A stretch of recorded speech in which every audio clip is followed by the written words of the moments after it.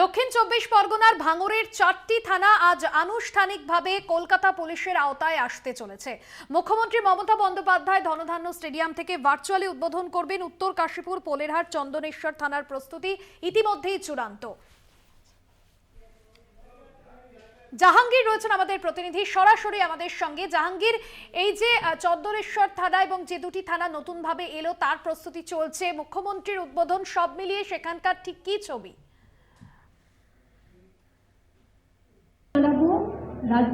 একেবারে তোমাকে জানিয়ে দিই, আমি এই মুহূর্তে দাঁড়িয়েছি ভাঙড় থানাতে।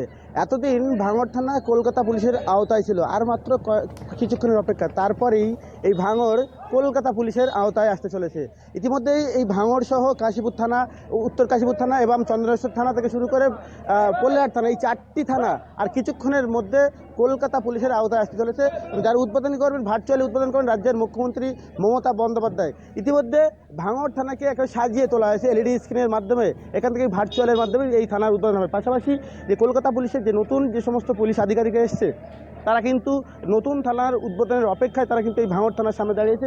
ভাঙড় থানাকে ইতিমধ্যে ডেকোরেশন করে সাজিয়ে তোলা হয়েছে, যে এখন ফলকও লাগানো হয়েছে, যে ফলকটা আর কিছুক্ষণের মধ্যেই কিন্তু উদ্বোধন হয়ে যাবে। তবে পাশাপাশি জানিয়ে যে উত্তর কাশীপুর থানা এবং চন্দনেশ্বর থানা এবং পোলেরহাট থানার এই 4টি থানা প্রথম পর্যায়ে কিন্তু আজকেই ভার্চুয়ালি উদ্বোধন করবেন মমতা বন্দ্যোপাধ্যায়। তারপরে যে বাকি 6টা থানা আছে সেগুলোও পরবর্তীতে উদ্বোধন করবেন। তবে তাদের ক্ষেত্রে যে পঞ্চায়েত নির্বাচনকে কেন্দ্র করে ভাঙড় যে লাগাতার অশান্তি হয়েছিল, যার অশান্তির জেরেই কিন্তু রাজ্যের মুখ্যমন্ত্রী বলেছিলেন যে ভাঙড়কে কলকাতা পুলিশের আওতায় আনা যায় কিনা। তারপরেই কিন্তু কলকাতা পুলিশের আধিকারিকরা ভাঙড়ে একাধিকবার আসে, তারপরে পরিদর্শন করার পরেই কিন্তু লাস্ট কয়েকদিন আগেই কিন্তু ভাঙড়কে কলকাতা পুলিশের আওতায় আনার কথা বলা হয়। তারপরে জোর তৎপরের সাথে দ্রুতের সাথে তৈরি হয় ভাঙড় কলকাতা পুলিশের আওতায় আনার। অবশেষে আজই কিছুক্ষণের মধ্যেই কিন্তু ভাঙড় কলকাতা পুলিশের আওতায় আসতে চলেছে।